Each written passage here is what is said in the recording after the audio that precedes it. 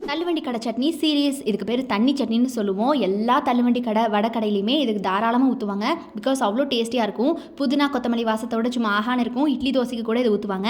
இது எப்படி செய்யணும்னு பார்க்கலாம் வாங்க. இந்த மாதிரி பேனில் எண்ணெய் ஹீட் ஆனதுக்கப்புறமா முதல்ல காரத்துக்கு தேவையான அளவுக்கு வரமிளகா, அதுக்கப்புறம் பச்சை மிளகா ஆட் பண்ணிக்கோங்க. நாங்கள் இங்கே ஒரு வரமிளகா 2 பச்சை மிளகா ஆட் பண்ணுறோம். அதுக்கப்புறம் 4-5 பல் பூண்டு ஆட் பண்ணிக்கோங்க. அப்புறமா இஞ்சி ஆட் பண்ணிக்கோங்க. ஸோ இதெல்லாம் நல்லா வதங்கும் போதே வெட்டி வச்சுருக்க பெரிய வெங்காயத்தை அதுக்கப்புறம் ஆட் பண்ணிக்கோங்க.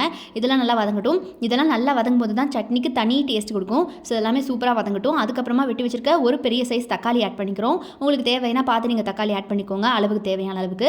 இங்கே வந்து ஒரு தக்காளி இந்த மாதிரி வெட்டி வச்சு ஆட் பண்ணதுக்கப்புறமா இது நல்லா வதங்கும் போதே கல்லுப்பு வந்து யூஸ் பண்ணிக்கிறோம். ஸோ கல்லுப்பு தான் நாங்கள் இங்கே போடுறோம். அப்போ டேஸ்ட் சூப்பராக இருக்கும். நீங்கள் தேவைன்னா சாதா சால்ட்டு கூட யூஸ் பண்ணிக்கோங்க. அதுக்கப்புறம் இதெல்லாம் வதங்கும் போதே ஒரு நெல்லிக்காய் சைஸ் புளி எடுத்து ஆட் பண்ணிக்கோங்க. கொஞ்சம் பெருசாகவே போட்டுக்கோங்க, டேஸ்ட்டு நல்லாயிருக்கும். இதெல்லாம் நல்லா இந்த மாதிரி வதங்கும் போதே நம்ம எடுத்து வச்சிருக்கிற க்ரீன் லீவ்ஸ் தான். ஃபர்ஸ்ட் பார்த்தீங்கன்னா இந்த மாதிரி ஒரு கைப்பிடி அளவுக்கு கொத்தமல்லி, ஒரு கைப்பிடி அளவுக்கு புதினா ஆட் பண்ணிக்கலாம். இது 2 தான் ரொம்ப இம்பார்ட்டன்ட் சட்னிக்கு. ஸோ இது 2 தான் மெயின் ஹீரோவே சட்னிக்கு. இதை நல்லா இந்த மாதிரி வதக்குன்னு வதக்கி எடுத்ததுக்கப்புறமா லாஸ்ட்டாக அடுப்பு ஆஃப் பண்ணிவிட்டு பொட்டுக்கடலை ஆட் பண்ணிக்கலாம். இப்படி ஒரு கைப்பிடி அளவுக்கு பொட்டுக்கடலை வந்து மெயினாக போடுவாங்க தள்ளுவண்டி கடையில். டேஸ்ட் கொஞ்சம் கூடுதலாக கிடைக்கும்னு.